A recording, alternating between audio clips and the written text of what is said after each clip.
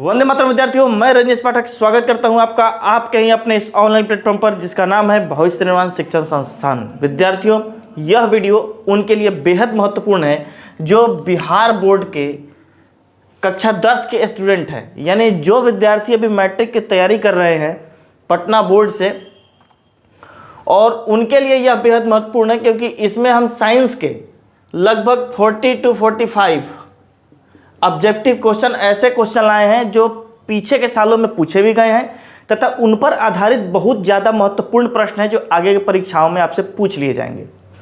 अब रही बात की परीक्षा में सवाल पूछे कितने जाते हैं, पूछे जाते हैं विद्यार्थियों ऑब्जेक्टिव सवाल। नंबर ऑफ क्वेश्चन जो है होता है, नंबर ऑफ क्वेश्चन की अगर बात करें तो 80 क्वेश्चंस रहते हैं, ये 80 क्वेश्चंस रहते हैं। लघु उत्तरीय प्रश्न जो होता है वह 24 रहता है और जो दीर्घ उत्तरीय प्रश्न रहता है वह 6 रहता है। यानी कुल मिला के आपसे 110 सवाल पूछे जाते हैं आपके मैट्रिक के परीक्षा में साइंस के सब्जेक्ट में, और इन 80 में आपको 40 के जवाब देने होते हैं। इन 80 में 40 के जवाब देने होते हैं और पहले 40 ही मान्य होते हैं। मतलब कि यदि आप 1 नंबर सवाल जब बना दिए ऑब्जेक्टिव में और 2 नंबर नहीं बनाया तो आपने 3 नंबर बनाया, और 2 नंबर आपसे नहीं हो रहा, आपको पता नहीं है तो 1 बनाए 3 बनाए तो 1 और 2 ऐसे काउंट होगा। फिर आप 5 6 7 छोड़ दिए तो 8 नंबर बनाए तो 1 2 3 काउंट होगा। यानी इस तरह करते करते जिस नंबर तक 40 पूरेगा वहाँ तक आपके क्वेश्चन चेक किए जाएंगे। उसके बाद क्वेश्चन आपने सही बनाया या गलत बनाया हो उससे कोई फर्क नहीं पड़ता है। तो इस तरीके से आप यहाँ पर ये सॉल्व कर सकते हैं 80 में से 40। फिर ये जो 26 क्वेश्चन है, इन 26 क्वेश्चन में साइंस में से 8 क्वेश्चन फिजिक्स से पूछे जाते हैं, 8 क्वेश्चन केमिस्ट्री से और 8 क्वेश्चन बायो से पूछ लिए जाते हैं आपसे। और इन सब में 4-4 क्वेश्चन मस्ट होते हैं बनाने के लिए, 4-4 क्वेश्चन मस्ट होते हैं बनाने के लिए कि आप एक मतलब कि जो ये 8 प्रश्न पूछे जाएंगे इनमें से कोई 4 प्रश्न आप बना सकते हैं, उसका उत्तर दे सकते हैं, और सभी के लिए आपको 2-2 अंक दे दिए जाते हैं। उसके बाद यहाँ पर आपसे ये जो दीर्घ उत्तरीय प्रश्न पूछा जाता है, 6 प्रश्न दीर्घ उत्तरीय, इन 6 प्रश्नों में आपसे 2-2 सवाल इन तीनों सब्जेक्ट से पूछे जाते हैं, फिजिक्स केमिस्ट्री बायो से।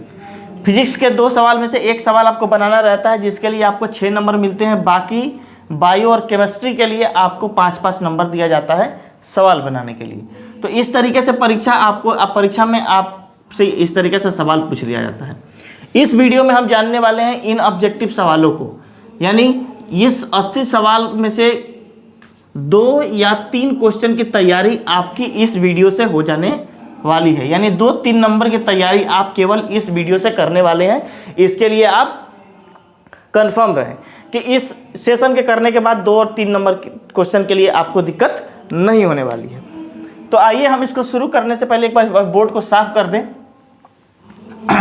और यह जो वीडियो है यह है केमिस्ट्री का जो पहला अध्याय है, रासायनिक अभिक्रियाएं एवं समीकरण। रासायनिक अभिक्रियाएं एवं समीकरण चैप्टर का नाम है।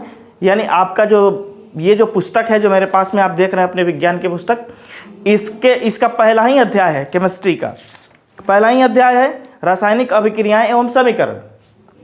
और इसी से हमने 40 से 45 प्रश्नों का यह वीडियो आपके सामने रख रहा हूं, जिसमें से आपसे 2 या 3 प्रश्नों की तैयारी आप आराम से कर सकते हैं यहाँ से आप, और परीक्षा में ये बहुत ही आपके लिए आसान होने वाला है।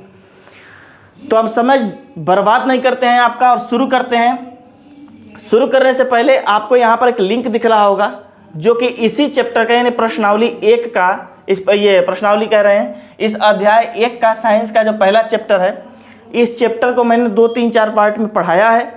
बहुत अच्छे तरीके से बताया गया, वहाँ पर क्वेश्चंस भी कराए गए हैं और पूरे चैप्टर का नोट्स भी हमने पढ़ाया है। तो इसका लिंक आपको यहाँ पर प्लेलिस्ट के माध्यम से दिख रहा होगा, आप उसे टच करके पूरा का पूरा वीडियो एक साथ देख के प्रॉपर नोट्स भी बना सकते हैं। तो चलिए हम शुरू करते हैं। और ये रहा आपके स्क्रीन पर आपका पहला क्वेश्चन। पहला क्वेश्चन आपका है कि निम्न में से कौन रासायनिक परिवर्तन का उदाहरण नहीं है। निम्न में से कौन सा रासायनिक परिवर्तन का उदाहरण नहीं है। तो और ऑप्शन क्या क्या है, तो ऑप्शन आप देख सकते हैं अपने स्क्रीन पे। ऑप्शन में दिया गया है दही का जमना, ए में, बी में है लोहे में जंग लगना, सी में है लोहे का पचना, भोजन का पचना, और डी में है बर्फ का पिघलना। तो इनमें से कौन सा परिवर्तन ऐसा है जिसमें रासायनिक परिवर्तन हो रहा है? इसको समझने के लिए हमने थोड़ी सी रासायनिक परिवर्तन के बारे में आपको समझा देना है। ऐसा परिवर्तन जिसमें किसी पदार्थ का स्वरूप ही बदल जाए और जिसको पुनः उसके रूप में प्राप्त नहीं किया जा सकता, वो जो वैसे परिवर्तन को हम क्या कहते हैं? रासायनिक परिवर्तन कहते हैं। तो आप इन सवालों में जरा देखिए, ए में दिया है दही का जमना। तो दही जब जम जाएगा तो वापस आप दूध नहीं बना सकते हैं। जब दूध से दही जम जाएगा तो वापस आप दूध नहीं बना सकते। लोहा जिसमें जंग लग जाएगा फिर उसको आप लोहा में कन्वर्ट नहीं कर सकते। और भोजन जो पेट में जाके पच गया उसको फिर से आप भात दाल और जो भी चीज़ खाएं उसमें कन्वर्ट नहीं कर सकते। लेकिन बर्फ़ का पिघलना, बर्फ़ यदि पिघल जाता है तो वो पानी बनेगा, फिर उसको ठंडा करके वापस आप बर्फ़ बना सकते हैं। तो सवाल जैसे है कि निम्न में से कौन रासायनिक परिवर्तन का उदाहरण नहीं है, तो इसका आंसर क्या होगा? डी होगा। सवाल नंबर 2 अब आपके स्क्रीन पर दिख रहा है। सवाल नंबर 2 में कहा गया है कि निम्नलिखित अभिक्रिया में HCl क्या है? निम्नलिखित अभिक्रिया में HCl क्या है? यानी H2 और Cl2 में ये HCl क्या है? तो देख लेते हैं ऑप्शन में क्या कह रहा है। ऑप्शन में कह रहा है अभिकारक है, प्रतिफल है, उत्प्रेरक है, या नन ऑफ दीज, इनमें से कोई नहीं है। विद्यार्थियों, अभिकारक किसको बोलते हैं? जो अभिक्रिया में भाग लेता है। प्रतिफल उसको बोलते हैं जो अभिक्रिया के फलस्वरूप उत्पाद जो बनता है, जो प्रोडक्ट, उसको प्रतिफल बोला जाता है। और उत्प्रेरक वो होता है जो अभिक्रिया के होने में मदद करता है, वो उत्प्रेरक होता है। तो यहाँ पर एक चीज़ दिख रहा है, अभिक्रिया के बाद ये दोनों जब आपस में अभिक्रिया कर रहे हैं तो हमें प्राप्त हो रहा है HCl। इसका मतलब यह क्या है? एक प्रतिफल है, यानी उत्पाद है। ऑप्शन नंबर बी सही है। चलते हैं सवाल नंबर 3 की तरफ। निम्नलिखित में से कौन भौतिक परिवर्तन का उदाहरण नहीं है? स्क्रीन पर देख सकते हैं आप। ऑप्शन में है पानी का जमना, पानी का उबलना, मोम का पिघलना, कागज का जलना। अब समझते हैं भौतिक परिवर्तन। ऐसा परिवर्तन मतलब कि किसी पदार्थ का ऐसा परिवर्तन जो परिवर्तन के बाद पुनः उसको वापस अपने उसी अवस्था में प्राप्त किया जा सके जिस अवस्था से उसका परिवर्तन किया गया था। इस प्रकार का परिवर्तन क्या कहलाता है? भौतिक परिवर्तन कहलाता है। तो बताना है कि कौन भौतिक परिवर्तन नहीं है, यानी कौन रासायनिक परिवर्तन है, बस केवल ये ढूंढ लेना है, बता देना है। ऑप्शन नंबर ए में है पानी का जमना, ऑप्शन नंबर बी में है पानी का उबलना, ऑप्शन नंबर सी में है मोम का पिघलना, और ऑप्शन नंबर डी में है कागज का जलना। तो ऑप्शन नंबर ए कहता है पानी का जमना। विद्यार्थियों, पानी को यदि जमा दिया जाए तो पुनः उसको पानी बनाया जा सकता है, यह एक भौतिक परिवर्तन है। पानी का उबलना, पानी जो उबलेगा वाष्प बनेगा, फिर से उसको हम संघनित करके फिर क्या बना सकते हैं? पानी बना सकते हैं। मोम का पिघलना, मोम जो कि पिघलता है और पिघलने, मोम का जलने और मोम के पिघलने में फ़र्क है। मोम जब पिघलता है तो पुनः फिर वो लिक्विड बनेगा, फिर से मोम बन जाता है ऑटोमेटिक, ठीक। लेकिन कागज़ का जलना, यदि किसी कागज़ को जलाया जाए तो जलाने के बाद फिर से हम कागज़ को प्राप्त नहीं कर सकते। तो जब पुनः हम प्राप्त नहीं कर सकते, इसका मतलब यह एक भौतिक परिवर्तन, इसका मतलब यह हुआ कि यह एक भौतिक परिवर्तन नहीं है। तो ऑप्शन नंबर डी सही है। फिर आते हैं क्वेश्चन नंबर 4, जो कि आपके स्क्रीन पर दिख रहा होगा। दूध का फटना कौन सा परिवर्तन है? दूध का फटना कौन सा परिवर्तन है? ऑप्शन दिख रहा होगा आपको, रासायनिक परिवर्तन। ऑप्शन बी में दिख रहा होगा भौतिक परिवर्तन। ऑप्शन सी में दिख रहा होता पहला और दूसरा दोनों, यानी ए और बी दोनों। ऑप्शन डी में नॉन ऑफ दीज, यानी इनमें से कोई नहीं। तो अभी मैंने आपको रासायनिक परिवर्तन और भौतिक परिवर्तन दोनों परिवर्तन को समझाया है। तो रासायनिक परिवर्तन क्या है? तो दूध का फटना। विद्यार्थियों, यदि दूध यदि फट जाए तो फिर से हम वापस किसी भी कीमत पर दूध को प्राप्त नहीं कर सकते हैं उस फटे हुए दूध से। तो इसलिए यह परिवर्तन कैसा है? रासायनिक परिवर्तन है, यह भौतिक परिवर्तन नहीं है। तो ऑप्शन नंबर ए बिल्कुल सही है। ऑप्शन नंबर बी पे चलते हैं प्रश्न नंबर 5 पे। थोड़ी सी तबीयत मौसम बिगड़ने की वजह से ख़राब है, गले में खराश हो गई है, तो थोड़ा सा अंडरस्टैंडिंग मेंटेन करना है, चलते रहना है। चलिए, क्वेश्चन नंबर 5 में दिया है कि श्वसन किस प्रकार की रासायनिक अभिक्रिया, जो अभी आपको स्क्रीन पर दिख रहा होगा। क्वेश्चन मोस्ट भी आई है। क्वेश्चन इसके पहले परीक्षाओं में पूछ लिया गया है, 2016 में, 2022 में क्वेश्चन ये रिपीट हुआ है, तो पॉसिबिलिटी बनती है कि आगे भी रिपीट हो जाए या इस पर आधारित प्रश्न आ जाए। श्वसन किस प्रकार की रासायनिक अभिक्रिया है? उपचयन, संयोजन, ऊष्माक्षेपी या ऊष्माशोषी। देखिए, उपचयन अभिक्रिया जो होता है इसका मतलब होता है ऑक्सीकरण। तो उपचयन अभिक्रिया जो दिया गया है, उपचयन अभिक्रिया, तो श्वसन किस प्रकार की रासायनिक अभिक्रिया है? उपचयन, संयोजन, ऊष्माक्षेपी या ऊष्माशोषी। तो श्वसन जिस समय हम सांस ले रहे होते हैं और फिर जब सांस हम छोड़ते हैं तो सांस के साथ साथ गर्मी भी रिलीज होती है, हीट भी रिलीज होती है। तो इस तरीके से यह ऑप्शन नंबर सी बिल्कुल सही है। अभी आते हैं क्वेश्चन नंबर 6 की तरफ। निम्नलिखित में से कौन सा बुझा हुआ चूना है? ऑप्शन ए में है कैल्शियम ऑक्साइड यानी CaO, ऑप्शन बी में है calcium hydroxide CaOH2, option C में है CaCO3 कैल्शियम कार्बोनेट और ऑप्शन डी में है कैल्शियम। तो निम्नलिखित में से कौन सा बुझा हुआ चूना है? तो ऑप्शन नंबर बी इसका बिल्कुल सही आंसर होगा। चलते हैं क्वेश्चन नंबर 7 की तरफ। क्वेश्चन नंबर 7 है निम्न में से कौन सी समीकरण संतुलित है? तो हमने आपको समीकरण का संतुलित करने का पूरा समझाया हुआ है, जो कि हमने शुरू में बोला है कि यहाँ पर प्लेलिस्ट का लिंक दिख रहा था और उस प्लेलिस्ट के लिंक को आप जाकर टच किए होंगे तो आपने उस वीडियो को देखा होगा, जिसमें और सारे के सारा हर चीज़ प्रॉपर वे में बताया गया है। आप उन वीडियोज़ को ज़रूर देखिएगा और एक नोट्स बिल्कुल बनाइएगा अपने लिए। आइए ऑप्शन नंबर 7 में ए में, क्वेश्चन नंबर 7 के ए ऑप्शन में दिया गया है कि Fe+O2 और फिर डैश देके दिया गया है Fe2O3। तो देख सकते हैं आप कि अभिकारक वाले हिस्से में Fe के जो अणु हैं वह 1 है, लेकिन प्रतिफल वाले हिस्से में 2 हैं। तो इस तरीके से यह क्या है? असंतुलित है। उसके बाद दूसरे में क्लोरीन 2 है, लेकिन इधर क्लोरीन 3 है, इसलिए यह भी असंतुलित है। तीसरे में देखते हैं, तीसरे में नाइट्रोजन की संख्या 2 है अभिकारक के तरफ और प्रतिफल के तरफ भी नाइट्रोजन की संख्या 2 है। फिर चलते हैं, इसी में देखते हैं हाइड्रोजन जो है अभिक्रिया के अभिकारक के तरफ जो है 4 हैं और अभिक्रिया के फलस्वरूप बनने वाले जो उत्पाद हैं उधर भी हाइड्रोजन कितने हैं? 4 हैं। 2H2 है यानी 4 है। और फिर देखते हैं इधर ऑक्सीजन 2 है, इधर भी ऑक्सीजन क्या है? 2 है। तो इस तरीके से ऑप्शन नंबर सी सही होगा और यह संतुलित होगा। आइए चलते हैं क्वेश्चन नंबर 8 की तरफ। क्वेश्चन नंबर 8 है कि चांदी के संक्षारण के फलस्वरूप उस पर किस रंग की परत बनती है? यानी विद्यार्थियों, जो कि आप अपने स्क्रीन पर दिख रहे हैं, मेरे सामने भी सिस्टम पे सब दिख रहा है। यहाँ है कि चांदी के संक्षारण के फलस्वरूप उस पर किस रंग की परत बनती है? किस रंग की परत बनती है? तो काले कलर की परत बनती है। चांदी जो कि आपको उजली कलर की दिखाई देती है, उस पर जब उसका संक्षारण होता है, यानी जब ऑक्सीजन से उसके साथ संयोग होता है, तो अब जाके उस पर काली परत बन जाती है। चांदी होने के आदमी पहने ले रहता है ना, तो देखते होंगे वो कैसा हो जाता है? काला हो जाता है। कैसा हो जाता है? काला हो जाता है। तो लोग कहता है मैल लग गया होंगे। क्या लग गया? बोलो मैल लग गया है। मैल नहीं लगा रहता है, वह ऑक्सीजन से संयोग करता है और उसका संक्षारण होकर काला रंग का उस पर परत जम जाता है। आइए क्वेश्चन नंबर 9 आपके स्क्रीन पर दिख रहा होगा। फेरस सल्फेट का रंग कैसा होता है? ये सब क्वेश्चन मोस्ट भी क्वेश्चन है, इन सभी को इग्नोर नहीं करना है। सारे के सारे प्रश्न वैसे प्रश्न हैं जो बिल्कुल परीक्षाओं में पूछे जाने के चांसेस हैं। इनमें से 2 या 3 प्रश्न बिल्कुल रहेंगे, इसकी पॉसिबिलिटी गारंटी है। आप एग्जाम जिस समय दे रहे होंगे उस समय देखिएगा। फेरस सल्फेट का रंग कैसा होता है? श्वेत, लाल, हरा या भूरा? तो इसका आंसर हो जाएगा हरा। क्वेश्चन नंबर 10 है कि सिल्वर क्लोराइड का रंग कैसा होता है? क्या होता है सिल्वर क्लोराइड का रंग? श्वेत, पीला, हरा या काला? तो सिल्वर क्लोराइड का रंग श्वेत कलर का होता है। सिल्वर क्लोराइड के साथ एक गेम है। गेम क्या है कि जब आप सिल्वर क्लोराइड को सूर्य के गर्मी में रख दीजिएगा, यानी सूर्य के प्रकाश में छोड़ दीजिएगा, तब इसका कलर ग्रे कलर का हो जाएगा। कैसा हो जाएगा? ग्रे, यानी धूसर कलर का हो जाएगा। कैसा हो जाएगा? धूसर कलर का हो जाएगा जब इसे छोड़ दीजिएगा।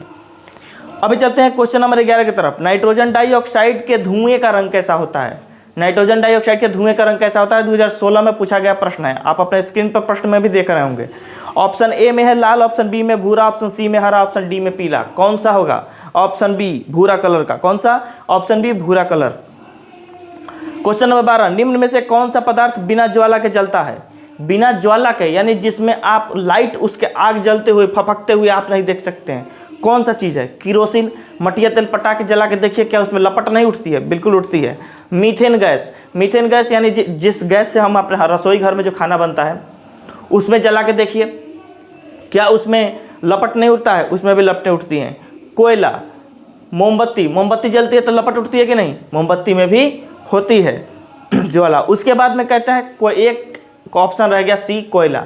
कोयला जिस समय जलता रहता है कोयले से लपट नहीं उठती है, कोयले से लपट नहीं उठती है। तो क्या आंसर होगा? Option number C. Question number 13 की तरफ चलते हैं। क्वेश्चन नंबर 13 है अभिकारकों एवं प्रतिफलों में इसके द्रव होने के लिए इनके आगे कोष्टक में कौन सा संकेत लिखा रहता है? क्या है कि अभिकारकों यानी जिस समय अभिक्रिया हो रहा होता है, जो चीज़ अभिक्रिया कर रहे होते हैं वो चीज़ ठोस है कि द्रव है कि गैस है कि जलीय पदार्थ है, क्या है, ये सब चीज़ कैसे पता चलेगा यदि समीकरण में ना लिखा हो?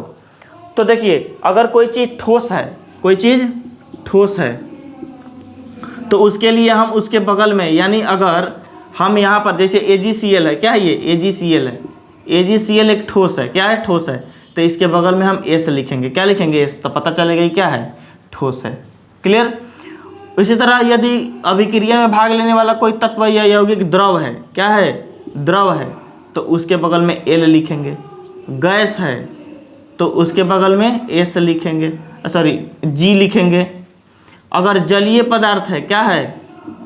जलीय पदार्थ है, तो उसके बगल में क्या लिखेंगे? AQ। क्या लिखेंगे?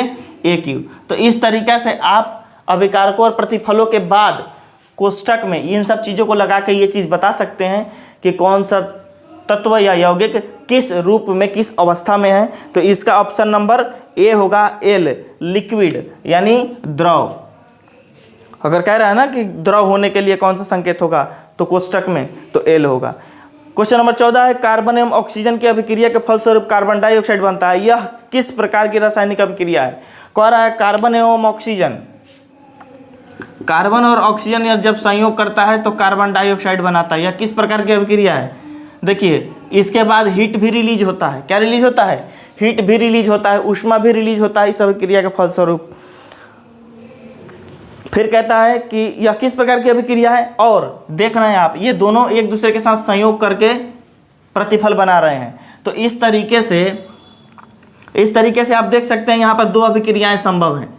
दो अभिक्रिया का ये उदाहरण है। एक है संयोजन, संयोग कर रहा है, और दूसरा है ऊष्माक्षेपी, ऊष्मा भी दे रहा है। तो आप इसमें ऑप्शन कौन सा लगाएंगे? बी और सी। ऑप्शन नंबर डी में दिया गया है B+D। क्या है? B+D। तो यहाँ पर मिस्टेक से डी के जगह पे आप सी लगाएंगे, यानी इसके दो आंसर हो गए, ऑप्शन बी और आंसर ऑप्शन सी। आइए 15 नंबर क्वेश्चन की तरफ चलते हैं। 15 नंबर सवाल है कि निम्न में से कौन सा कैल्शियम ऑक्साइड का रासायनिक सूत्र है? कैल्शियम ऑक्साइड का कौन सा रासायनिक सूत्र है? CaOH का होल 2, Ca2O3, CaO, CaCO3। ये कौन, इनमें से कौन सा है जो कैल्शियम ऑक्साइड का रासायनिक सूत्र है? तो ऑप्शन नंबर सी बिल्कुल सही है, CaO। अगला सवाल है 16 नंबर कि सोडियम क्लोराइड के वैद्युत अपघटन के पश्चात एनोड पर कौन सा आयन मुक्त होता है? सोडियम या क्लोराइड, क्लोरीन, या फिर सोडियम क्लोराइड, या फिर नन ऑफ दीज, इनमें से कोई नहीं। यानी जब NaCl इस पर क्या कह रहा है, इसका जब वैद्युत अपघटन करेंगे तो सोडियम जो होता है इस पर प्लस चार्ज होता है और क्लोरीन पर माइनस चार्ज होता है। तो ये हमेशा कहाँ जाएगा? माइनस वाले एनोड पर। कहाँ जाएगा? एनोड पर। इसका मतलब है कि जो एनोड पर कौन सा जाएगा? Cl। बी नंबर ऑप्शन सही है। उसके बाद आता है ऑप्शन क्वेश्चन नंबर 17, जिस अभिक्रिया के फलस्वरूप ऊष्मा का उत्सर्जन होता है उसे कहा जाता है? क्या कहा जाता है? ऊष्मा का उत्सर्जन होता है। तो ऊष्मा का उत्सर्जन होगा यानी ऊष्मा छोड़ेगा अभिक्रिया के बाद में। तो ऊष्मा छोड़ेगा तो क्या होगा? ऊष्माक्षेपी होगा। ऑप्शन नंबर बी बिल्कुल सही है। क्वेश्चन नंबर 18 है कि Fe2O3+2Al, उसके बाद Al2CO3+2Fe, ऊपर जो दी गई है ये जो समीकरण आपको दिख रहा है, यह समीकरण किस प्रकार की समीकरण है? तो संयोजन अभिक्रिया। क्या ये संयोग करके कोई एक यौगिक बना रहे हैं? नहीं। द्विविस्थापन अभिक्रिया। क्या आपस में तत्वों को का इंटरचेंज किए हैं? बिल्कुल नहीं। ऑप्शन नंबर सी में है वियोजन अभिक्रिया।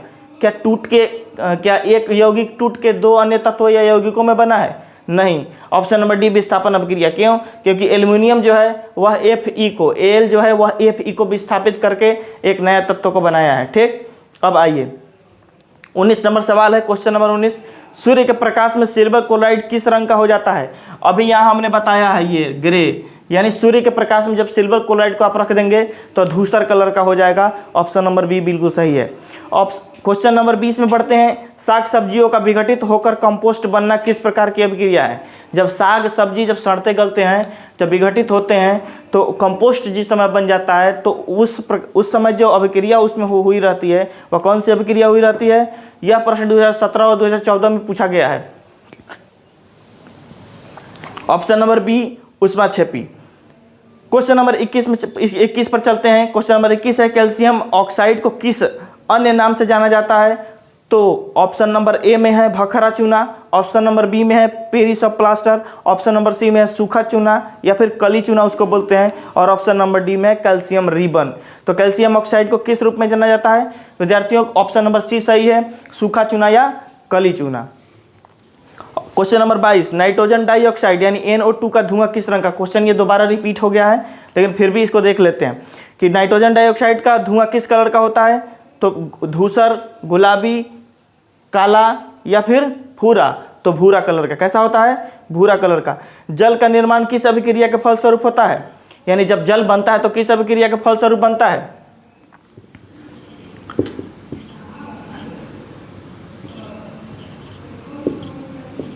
H2O। ये जो है संयोजन, कौन सी अभिक्रिया रहती है, संयोजन। ऑप्शन नंबर कौन सा है, ए। ऑप्शन नंबर ए में दिया गया संयोजन, ऑप्शन नंबर ए बिल्कुल सही है। अगला सवाल है कि सोडियम क्लोराइड के जलीय विलयन में सिल्वर नाइट्रेट का विलयन डालने पर सिल्वर क्लोराइड का अवक्षेप किस रंग का निकलता है। जब सिल्वर क्लोराइड का जलीय विलयन होता है उसमें जब सिल्वर नाइट्रेट का विलयन डाला जाता है तो जो हमको अवक्षेप प्राप्त होता है सिल्वर क्लोराइड उसका सफ़ेद कलर का होता है। कैसा कलर का होता है, सफ़ेद कलर का। ऑप्शन नंबर सी आंसर बिल्कुल सही है। क्वेश्चन नंबर 25 में चलते हैं। निम्न में से कौन ऑक्सीकारक है। विद्यार्थी ऑक्सीकारक समझ देते हैं, जिस तत्व का ऑक्सीकरण होता है, अवकरण होता है, उसे ऑक्सीकारक बोलते हैं। तो देख सकते हैं आप H2CO और H2S और O2, इसमें कौन सा तत्व है जिसका ऑक्सीकरण जो ऑक्सीकारक है। तो O2 कौन सा है, O2। इन सभी चीज़ों का एक्सप्लेनेशन ऑक्सीकारक, अवकरण, अवकारक, ऑक्सीकरण, अवकरण, अपचयन, उपचयन, सभी चीज़ों का वीडियो में आपको मिलेगा, आप वहाँ जाकर डिटेल में देख सकते हैं। यहाँ हम आपको सवाल बता रहे हैं, ऑप्शन बता रहे हैं और उसके पीछे की कुछ चीज़ों को समझा रहे हैं बस। आगे क्वेश्चन नंबर 27। क्वेश्चन नंबर 27, निम्न में से किसके द्वारा अभिक्रिया की दिशा दर्शाया जाता है। अभिक्रिया की दिशा किसके द्वारा दर्शाया जाता है। ऑप्शन क्या क्या है, तो ऑप्शन है धन चिन्ह, ऋण चिन्ह, तीर चिन्ह या फिर उत्प्रेरक। कौन सा है, उत्प्रेरक। तो ऑप्शन नंबर तीर चिन्ह जो होगा सी, ये ऑप्शन बिल्कुल सही है।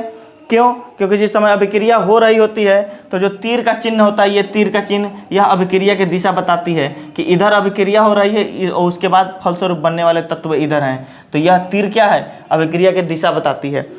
क्वेश्चन नंबर 27 हमने किया है, एक प्रश्न पीछे छूट गया था। क्वेश्चन नंबर 26 कर लेते हैं। क्वेश्चन नंबर 26 में है कि भोजन का पाचन किस प्रकार की अभिक्रिया, जो भोजन शरीर में है वो जो पचता है वो किस प्रकार की अभिक्रिया है। अपघटन अभिक्रिया, वियोजन अभिक्रिया, अवक्षेपण अभिक्रिया या विस्थापन अभिक्रिया। तो सीधी सी बात है, पेट में जाके भोजन का अपघटन ही होता है, भोजन टूटते हैं, अंदर ही अंदर क्या है भोजन, उनका अपघटन होता है। तो यह किस प्रकार की अभिक्रिया है, अपघटन अभिक्रिया। अगला सवाल है क्वेश्चन नंबर 28, 27 मैंने कर लिया अभी पीछे। क्वेश्चन नंबर 28, पोटेशियम डाइक्रोमेट का अम्लीय विलयन का रंग कैसा होता है। तो पोटेशियम डाइक्रोमेट के अम्लीय विलयन का रंग विद्यार्थियों नारंगी कलर का होता है। किस कलर का होता है, नारंगी कलर का। ऑप्शन नंबर डी बिल्कुल सही है। अब अगला क्वेश्चन नंबर 29, निम्न में से कौन अवकारक है। निम्न में से कौन अवकारक है। तो ऑप्शन क्या है, H2SO4, बी में है O2, सी में है H2S, डी में है HNO3। तो इन सब में अवकारक कौन सा है, तो अवकारक है H2S, जिसका ऑक्सीकरण होता है वह अवकारक होता है। आइए क्वेश्चन नंबर 30 में क्या है कि ऐसी अभिक्रिया जिसमें आयनों का आदान प्रदान होता है, जिसमें आयन एक दूसरे से क्या करते हैं, तत्वों को प्राप्त करते हैं, आयनों को एक दूसरे से आदान प्रदान करके और नए तत्व या यौगिक बनाते हैं, उस प्रकार की अभिक्रिया को क्या कहते हैं, तो द्विविस्थापन अभिक्रिया।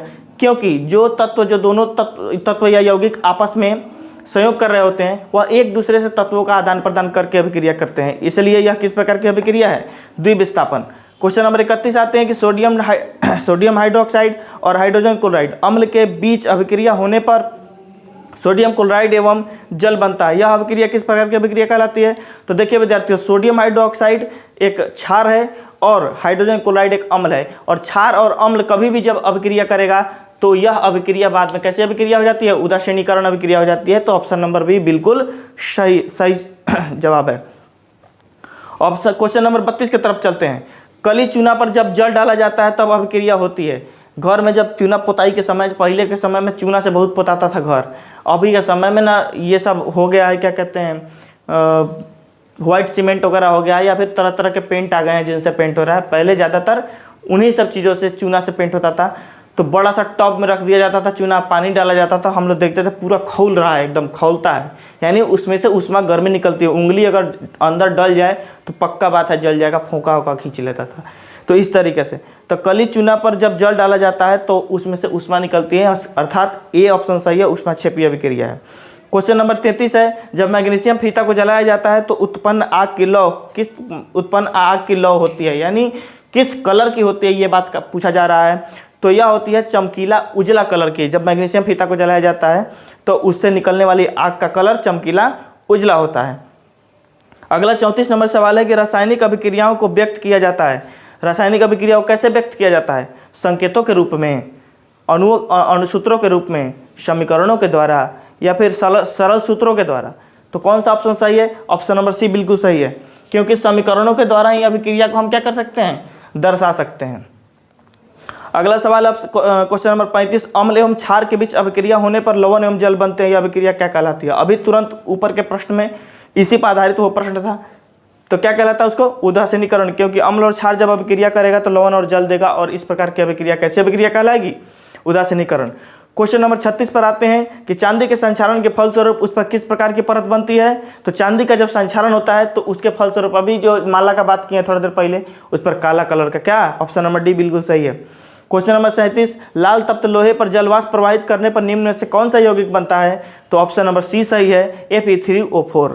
क्वेश्चन नंबर 38 में बढ़ते हैं, Fe2O3 जो समीकरण आपके स्क्रीन पे दिख रहा है प्रश्न में, वो जो समीकरण वो किस प्रकार की अभिक्रिया है? तो वो है, आप देख सकते हैं, वियोजन अभिक्रिया, संयोजन अभिक्रिया, द्विविस्थापन अभिक्रिया या विस्थापन अभिक्रिया। तो यहाँ पर केवल एल्यूमिनियम के द्वारा फेरस को क्या किया जा रहा है? विस्थापित किया जा रहा है, इसलिए यह किस प्रकार की अभिक्रिया है? विस्थापन अभिक्रिया है। क्वेश्चन नंबर 39, AB + CD, फिर तीर दिया गया है AD + CB, यह किस प्रकार की अभिक्रिया है? तो विद्यार्थियों आप देख सकते हैं यह द्विविस्थापन अभिक्रिया है। कैसी अभिक्रिया है? द्विविस्थापन अभिक्रिया है।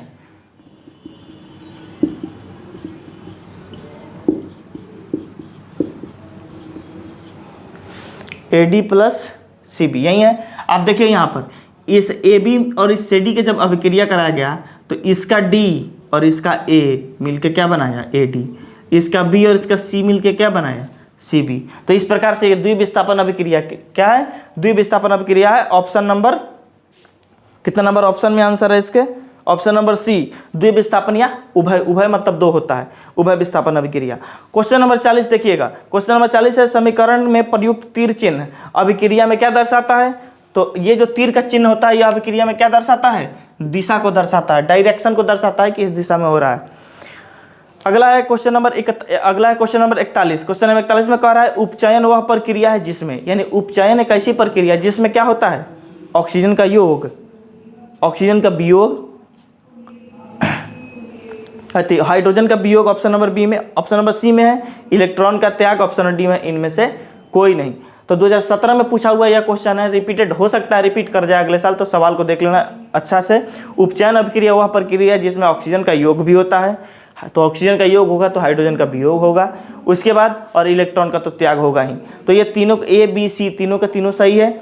ऑप्शन नंबर डी में मिस्टेक से यह लिखा गया है कि इनमें से कोई नहीं, वहाँ पे आप कट करके सभी लिख सकते हैं और ऑप्शन नंबर डी सही कर सकते हैं। क्वेश्चन नंबर 42, रासायनिक अभिक्रिया के फलस्वरूप किसी पदार्थ में ऑक्सीजन का ह्रास होता है। जब रासायनिक अभिक्रिया हो रहा होता है तो ऑक्सीजन का ह्रास होता है किसी पदार्थ में, यह किस प्रकार की अभिक्रिया है भाई?